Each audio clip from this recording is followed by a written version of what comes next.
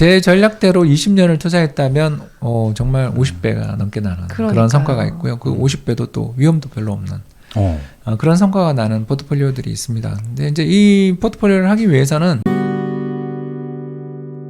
그래서 지금은 어떤 전략을 써야 됩니까? 지금은 그 모델을 3개를 추천을 결국 했잖아요. 네. 그 1단계에서 보면 첫 번째가 미국 소매 판매만 보는 전략.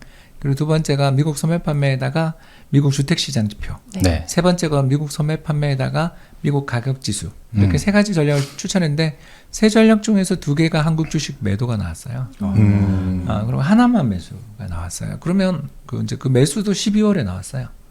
올해 12월이요? 그러니까 지난해 12월에 나왔으니까 1월에 지금 알게 됐죠. 네. 그래서 제가 물타기를 하고 있는 거예요.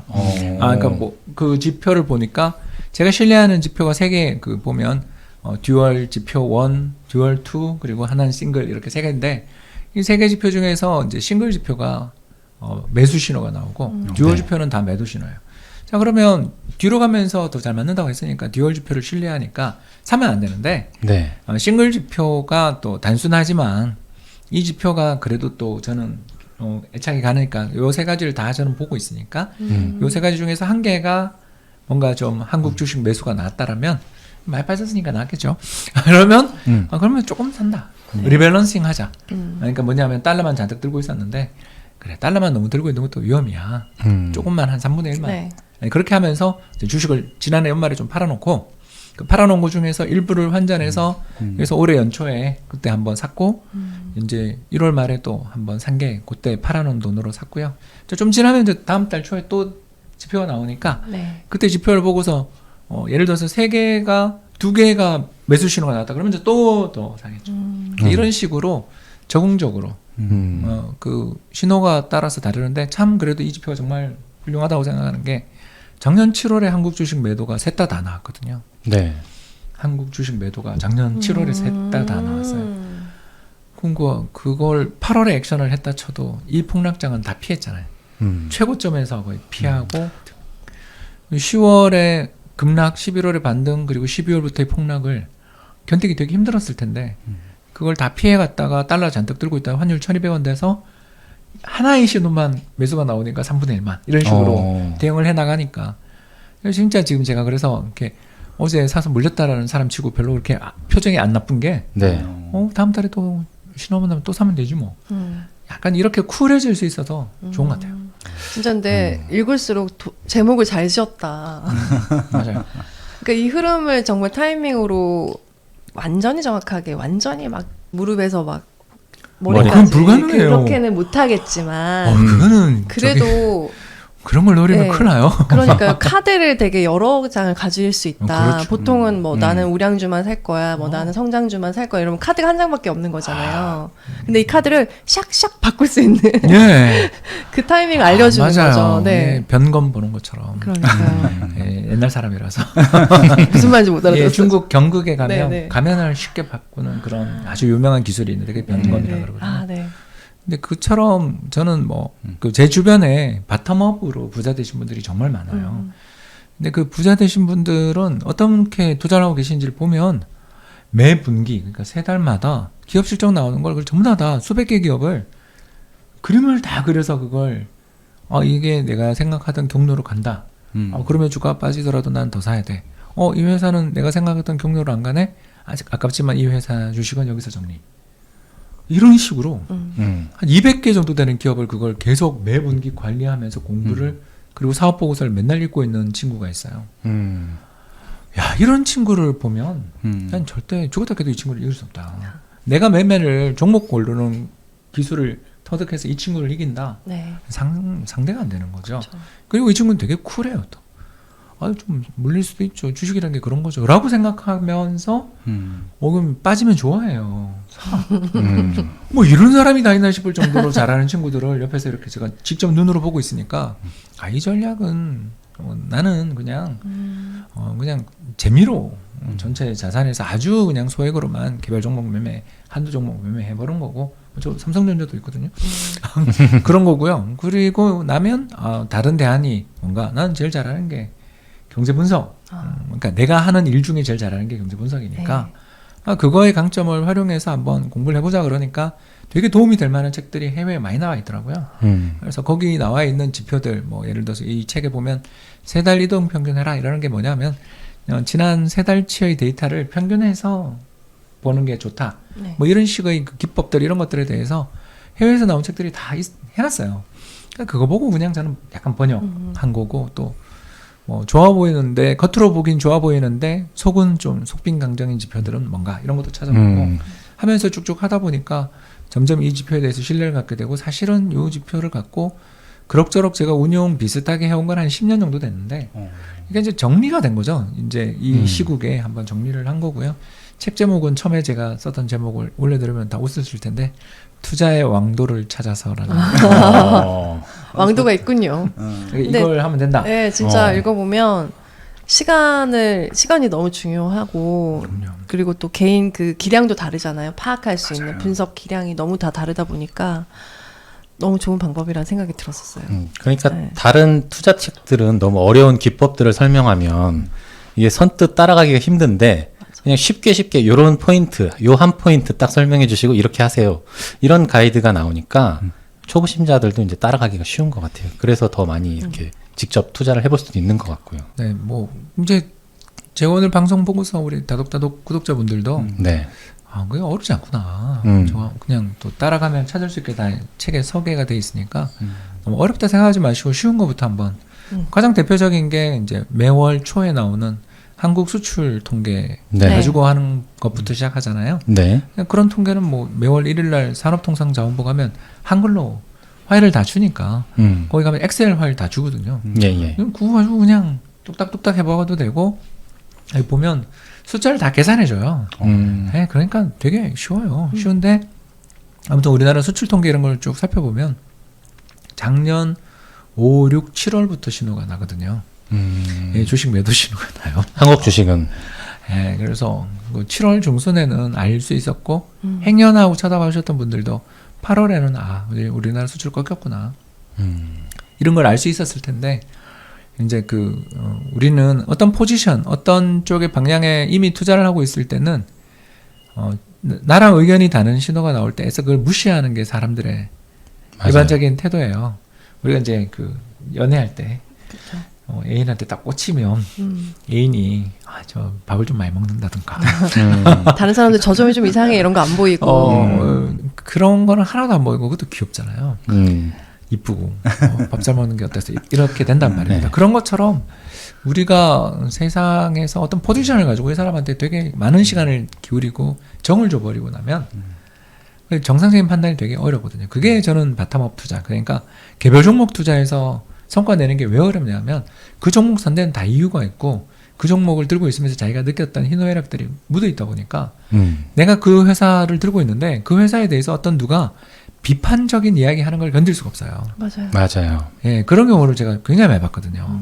예, 그렇기 때문에 종목 이야기를 하는 거는 저도 방송 나가서 최대한 자제하려고 하는 게 그 맞는 이야기를 들었지만 기분 나빠로도 사람은 얼마든지 적이 되잖아요. 맞습니다. 그럴 수 있기 때문에 그런 것도 참 부담스러운 부분이었고 하다 보니 자꾸 내가 잘할 수 있는 걸 찾아보자 하다 보니까 결국 지표가 나오고 이 지표는 거짓말을 못하니까 그리고 이 제가 소개했던 지표는 몇 달이 지난 다음에 숫자가 바뀌고 그런 지표들이 아니에요. 네. 그렇기 때문에 그때의 판단에서 최선을 다해서 노력해서 하는 거고 그러고 또 안 되면 어쩔 수 없는 거고 그런 거지. 특별히 우리가 뭐 여기서 제가 이게 절대적으로 오라라는 게 아니라 여러 가지 지표들 중에 참 좋은 지표가 한 3가지 있는데 그 중에서 신호가 매월 중순이면 다 나오니까 한번 제가 이렇게 점검해 보니까 지금은 1대2다.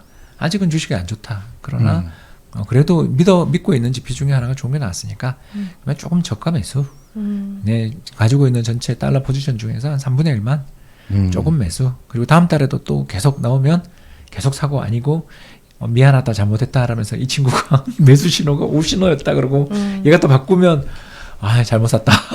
그럼 그럴 때는 바로 손절하시는 건가요? 그렇죠. 왜냐면 인덱스 펀드를 사는 이유가 매매가 또 쉬우니까. 네.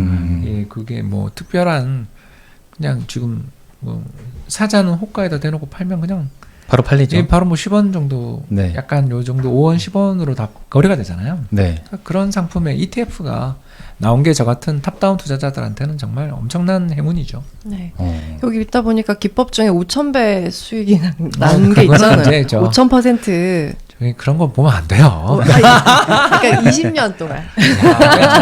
그래도 뭐. 예, 그게 이제, 근데 이제 수출주, 그거- 네. 내수주죠. 예. 그거 좀 설명해 주세요. 예, 그게 뭐 썸네일로 쓰게. 제 전략대로 20년을 투자했다면 정말 50배가 넘게 나는 그런 그러니까요. 성과가 있고요. 그 50배도 또 위험도 별로 없는 어. 그런 성과가 나는 포트폴리오들이 있습니다. 근데 이제 이 포트폴리오를 하기 위해서는 조금 이제 공부가 필요한 게 우리나라에 있는 수출주 뭐 ETF 이런 게 좋은 게 없어요. 그러다 보니까 수출주는 반도체랑 자동차를 반반 섞어서 사서 그냥 제가 합성 지수를 한 거고요. 쉬우니까 그냥 내가 5천만 원 있다 그러면 2,500 이렇게 사는 거죠. 그리고 두 번째 내수주 ETF는 또 오래된 게 상장된 지 오래된 걸 사야 되니까 그 은행주랑 그리고 헬스케어 ETF가 또 네. 우리나라에서 거래가 잘 되고 커요. 그 요걸 가지고 이 둘은 물론 이제 우리나라 헬스케어가 점점 수출주가 되고는 있지만 아직까지는 우리나라 수출 상위 품목 15대 상위 수출 품목에 못 올라오니까 근데 내수주라고 아직은 가정하고서 옛날엔 내수주였으니까 네. 그래서 은행 헬스케어를 둘 다 또 2,500 사는 거죠. 그래서 이제 1억 포트폴리오를 가지고 있었는데 어느 날 미국의 소매 판매도 늘어나고 미국의 가격 지수도 상승하고 미국의 부동산 값도 좀 조정받다가 또 오르고 이야 신난다 이렇게 되면 아이고 저기 내수주는 이럴 때 재미없어. 수출주야. 이럴 때는 전차 군단이야. 전자랑 자동차랑 네네네. 뜻이죠. 네. 예, 그거 사면 돼 이렇게 하고 갔다가 또 지금처럼 저기 수출 꺾이고 미국 소매 판매도 비리비리하고 연말 뭐 소비 시즌 별로 안 좋고 거기다가 주택 가격의 급등세들이 이제 탄력이 좀 둔화되고 또 나가서 기업들의 제조업 지표를 봤더니 가격을 지난달보다 이번 달에 못 올리고 있더라. 가격 결정력이라고 그러죠. 그런 이제 그런 네. 게 뺏겼다. 이렇게 되면 야 은행이랑 헬스케어는 그래도 수출이랑 별로 상관도 없고 얘네는 또 이렇게 경기가 꺾이는 데는 다 이유가 있는 게 금리가 올라서 꺾었을 테니까 예. 금리 오르고 막 이럴 때 은행은 오히려 좋고 또 헬스케어는 경기 나쁜 거랑 별로 상관없으니까 이거 사자 이런 식으로 스위칭을 하면 거의 한 50배 이상 성과가 나는 거예요. 근데 이제 이 지표에 문제가 하나 있어요. 뭐냐면 제가 고른 게 셀렉션 바이어스라고 해서 선택편이라고 하는데 우리말 번역이 더 어려워. 영어가 나. 그냥 셀렉션. 내가 고를 때 너 특히 장기 성과가 좋았던 것만 고른 거 아니냐. 왜냐하면 우리나라에 지난 한 20년 동안 제일 주가 많이 오른 게 반도체랑 바이오잖아요. 네. 그러니까 그걸 집어넣었는데 너 이건 당연한 거 아니야. 이렇게 이야기하실 수 있기 때문에 뒤로 넣었어요. 왜냐하면 이게 좀 선택하는 사람 따라 다른 선택이 있었을 때 다른 성과가 나올 수 있는 거는 웬만하면 매운맛이니까. 네. 그렇지 않습니까? 어떤 집은 매운맛을 먹으면서 오늘 정말 인생 맛집이에요라고 이야기하지만 어떤 분은 화장실을 빨리 뛰어갈 수도 있으니까 예, 예. 이게 매운맛 아니겠어요. 그래서 근데 이제 제가 약간 변명 삼아 하자면 지금 방금 말씀드린 이 4개 업종 ETF가 전부 상장된 지가 10몇 년 된 우리나라에서 가장 오래된 업종 ETF 중에 하나들이어서 이걸로 하는 게 가장 대표성이 있었기 때문에 한 거지 절대 개인적인 어떤 그런 견해는 없었습니다. 딱 읽으면서 이거 아이디를 해주면 20년이라는 시간이 아이들은 있으니까 그럼요. 굉장히 괜찮겠다. 이거 펀드 내야 되는데. 이게 이제 EMP 펀드라고 해요. ENP 편. 예, 펀드요. 그러니까 ETF를 활용한 운용을 하는 펀드들 네, 네, EMP 펀드라고 하는데 네. 얼른 그런 날이 왔으면 좋겠습니다. 이건 좀 매운 맛이니까 네. 그 고지를 확실하게 하고 네. 대신 뭐 매매하는데 저는 거의 수수료는 안 들. 왜냐면 몇 년에 한 번씩밖에 매매를 안 하니까 예, 예. 수수료는 굉장히 싸게 받아가지고 자녀들을 위해서 이건 아빠들이 건드리지 않는 20년 장기 펀드 이건 좀 너무 심하니까 한 15년 장기 펀드. 그게 그거 애 어린이집 갈 때, 어린이집 갈 때 이 펀드도 가입 안 하셨어요? 이러면서 네. 이렇게 딱 광고를 하면 될 것 같아요. 그러니까 부모가 그 주식 증여를 그러니까 주식으로 계좌를 만들어주고 그렇죠. 그걸 그건 자꾸 뭐 샀다 팔았다 하면 안 된다 안 뭐 되죠. 이런 얘기를 큰일 들었어요. 나요. 10년에 2천만 원까지 증여가 되는데 그 매매 횟수가 많으면 사실상 이것은 차명 계좌다라고 국세청에서 판단하고서 그래요? 세금을 때리는 경우가 있습니다. 그럼 진짜 그런 펀드가 있으면 너무 좋겠다. 네, 그렇죠. 제가 네. 저희 아들놈들 둘 다 이제 그 증여를 2천만 원씩 계속 해주고 있거든요. 첫째 아들은 이제 20살이 넘었으니까 이제 또 해줘야 네. 되는데 네. 그 20살 넘으면 10년에 5천만 원입니다. 아무튼 이거를 공부하게 된 게 언제였냐면 어느 날 주가가 너무너무 많이 빠진 날이 있는데 그날 보니까 우리나라를 대표하는 정말 좋은 종목이 뭐 정말 내가 다시 이 종목을 투자하면 사람이 아니다라는 이야기를 제가 저 업계 단톡방에서 그런 소리를 누가 하더라고요. 그래서 이럴 때 사야 된다. 이제 이 모델을 쓰고 있을 때였죠. 암묵적으로. 이게 꼭 맞다는 아니지만 맨날 블룸버그에 저는 이제 그 컴퓨터 앞에 블룸버그가 있으니까 그 블룸버그 단말기에서 이 모델을 가지고 맨날 돌려보면 매도는 매도인데 이제 매수 신호가 하나씩 나오기 시작했으니까 사야 돼 싶은 거를 살 때 근데 저는 마음이 좀 그렇잖아요. 그래서 아들 계좌를 파서 사줬어요. 예, 그 녀석이 요새 저한테 용돈을 달라 소리를 안 해요. 훌륭하다. 아빠의 권위가 이제 떨어지고 있어요. 용돈으로 아들을 이렇게 저기 가서 쓰레기 좀 버리고 와 라든가 엄마 저 힘들으시는데 저 짐 좀 날라 박스 좀 날라봐 이런 이야기를 하려면 용돈이 이제 요새 필요하잖아요. 근데 이 녀석이 아빠 필요 없는데요? 아빠 꼭 세배해야 돼? 이런 이야기를 하는 거예요. 언제부턴가 봤더니 그 회사에 그 특별 배당이 들어온 다음부터 얘가 언젠가 보니까 우리가 잠깐 그 저녁 해주기 전에 들어왔는데 이미 치킨이 굴러다니고 있는 거예요. 그래서 이건 뭐야 그랬더니 아빠 내가 샀어. 이럴 수가. 아니, 국내 탑 이코노미스트가 계좌를 만들어 주셨으니까 거기에 대한 수수료를 지금 받아야 되지 않을까요? 아빠 업고 다녀야 되겠구만 세상에. 아빠 맛있게 먹고 오는 동안 우리가 굶을 순 없잖아. 뭐 이런 소리도 한번 듣고. 그래서 얼마 받았냐 했더니 계좌를 절대 안 보여주는데 이제 대충은 아니까 그냥 계속 아직 들고 있더라고요. 가지고 들고 있는데 이제 배당이 딱딱 나오는 그 회사를 갖고 있으니까.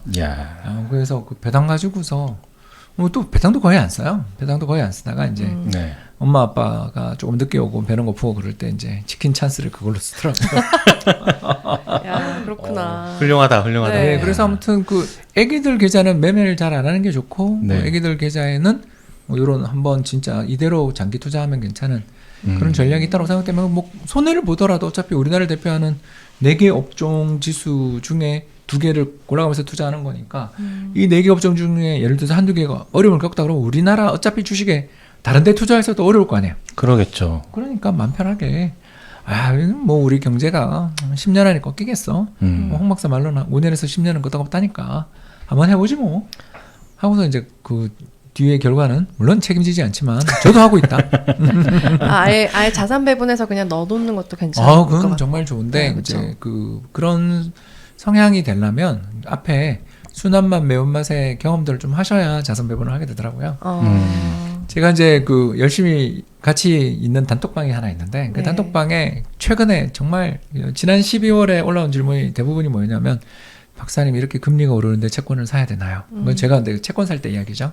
지난해 연말 올해 초에 제가 그 미국 그 좀 달러를 팔아서 한국 채권부터 시작해서 골고루 분산해서 샀어요. 그러면서 이번에는 제가 채권을 좀 많이 샀습니다 하고서 이제 인증샷을 한번 거기 단톡방에 올렸는데 난리가 난 거예요. 왜냐면 그 뒤에 채권 가격이 더 빠지니까. 전 박사님 따라 샀는데. 그래서 이거 제가 절대 이거는 매매에 대한 추천이 아니라 저는 이렇게 리밸런싱을 알아서 하고 있다라는 걸 보여주는 거다. 한참 그랬는데 이제 이번 주 설이 다가오자마자 전부 다 분위기가 바뀌어서 박사님 따라 그때 채권 살 걸.